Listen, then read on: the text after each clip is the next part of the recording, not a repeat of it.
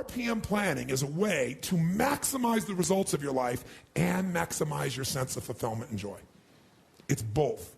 In order to do that, we got to change what we focus on from the question of what do I have to do to what's my outcome? What do I want? What's most important to me? What's the result I'm committed to getting?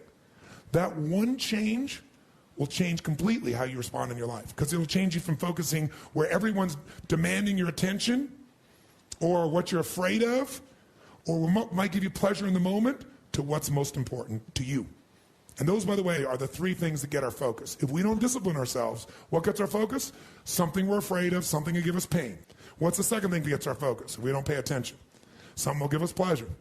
It's like, you know what, I'm so stressed out. Oh, that chocolate's looking good. Oh, that, I'm going to go over to have my little coffee, my smoke a mocha doka, cream this thing and that thing, and I'm going to escape for a few moments. Because the focus is how to feel good.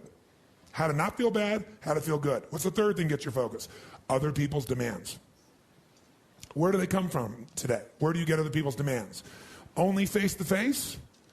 See, you used to have that one handled, right? Okay, well, I know they're coming down the elevator. I'll go over here. I know they're going to lunch at this time. I'll come back at that time. How many ever played this game at one time in your life where it's like, I don't want to deal with this right now, so you just put yourself in a different location to avoid the stimulus of someone else's demand? How many used to do that? Say aye. Does it work anymore? No. They're instant messaging you. They're emailing you, right? They're everywhere. Right? There's triggers in every way for this to occur. Pick up the phone and call you, and where's the phone now? In your pocket. And by the way, if you're not there, they left you a voicemail. You got another job answering your voicemail. Think about it.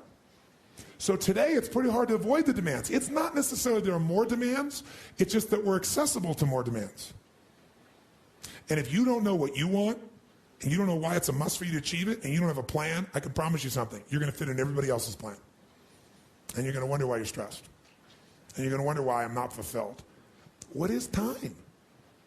How do you know when it's a long time, or how do you know when it's a short time? It's not because it's 10 minutes or 10 hours. How many have been in 10 hours and time flew because you loved what you're doing, didn't have any sense of time whatsoever? How many have had that experience? Say aye.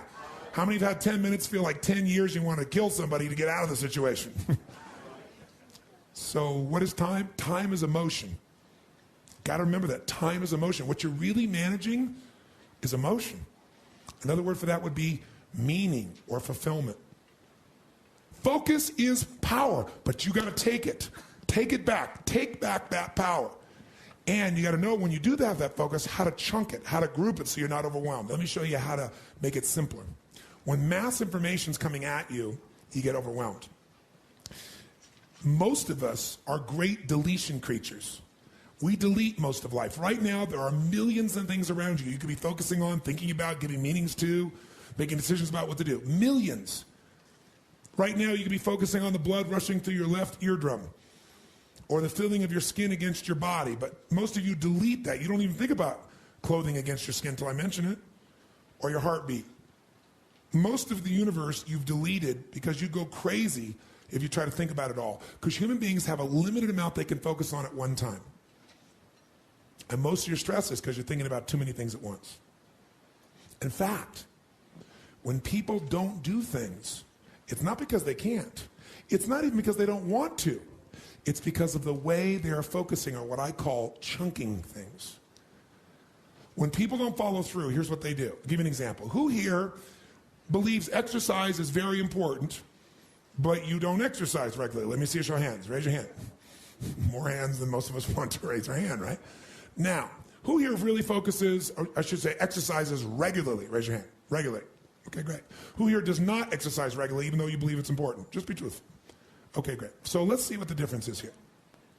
A person who does not exercise regularly, I want you to raise your hand and I want you to tell me why you don't exercise regularly. Be truthful. Okay? Yes, sir. I don't have the time. Now, is that true? He even knows it's not true. He's going to answer you first. No. But it feels like he doesn't have the time because time is emotion. And he's got so many other things he is focused on getting results in that adding this to the list seems like a lot, right? And the other things are very important to him, like his business. I don't have the time. He has the time. What's the real reason he doesn't do it? Because of the way he thinks about exercise. When he focuses on what it would take to exercise, he does it very differently than someone who follows through. When you think about exercising, what's involved? At the moment, about mile 14 of the London Marathon.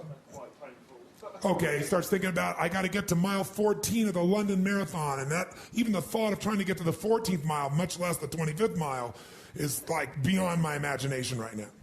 So he is what I call over-chunked. He's not thinking about what he wants. He's thinking about what's painful. You just saw a perfect example.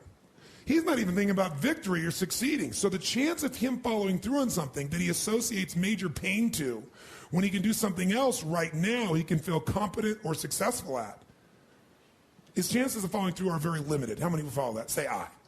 His focus is on failure. His focus is on pain. That's why he isn't following through. Okay? He's also focused on the 14th mile of a marathon rather than today's workout. Which one seems more daunting to you? So when you think of and here's also what he's thinking about. He's thinking about the process, not the outcome or result he wants. And when you think about what it's going to take to do something, usually it takes a lot and you're not going to want to do it. So he's overchunked himself. He's trying to eat the whale whole without taking any smaller bites. And it seems too big for him, so he says, well, I'll do it when? Later. As my Australian friends would say, later. Right? And of course, the problem with doing it tomorrow is when you get to tomorrow, tomorrow is today, and tomorrow never comes. So, and you keep promising yourself. By the way, what does this do to you emotionally when you keep breaking your own promises with yourself? Or you keep failing to do things that you know are important? Does it increase your level of certainty and confidence? No. What it does is it erodes it. And when you erode confidence in one area, believe it or not, it affects the other areas too. Do you believe me on that? Don't believe me. What about your own life experience? Maybe not one area, but it starts to be multiple areas. It sure does. Another reason why somebody doesn't exercise or do anything is because they don't just chunk it too big, they chunk it in too many details. I'll give you a perfect example. So I asked somebody one time, I said, okay, how important is exercise? Oh, exercise is extremely important. Really? Okay, good. And tell me, why don't you exercise regularly? Well, I just don't have time. Okay, everybody gives that answer. That sounds wonderful. So tell me, though, don't tell me about how much time you don't have. Tell me this. When you think about exercising, what do you think about? Which is a way of saying, what do you focus on? And so this woman says to me, well, my gosh, I mean, what do you mean, what do I think about? Well, let's say I said to you, you got to start exercising, and I'm going to put a gun to the head of your children, and I will do very horrible things and hurt them badly if you don't exercise. Could you do it? Oh, yeah, I could do it. You know, if some mafia person came here and said, I'm going to kill your children if you don't exercise every day, how many think you could find a way to exercise every day, no matter what your time constraints may be? So remember this. Remember this. Change is never a matter of ability. It's always a matter of motivation. I'll say that again. Change is never a matter of ability.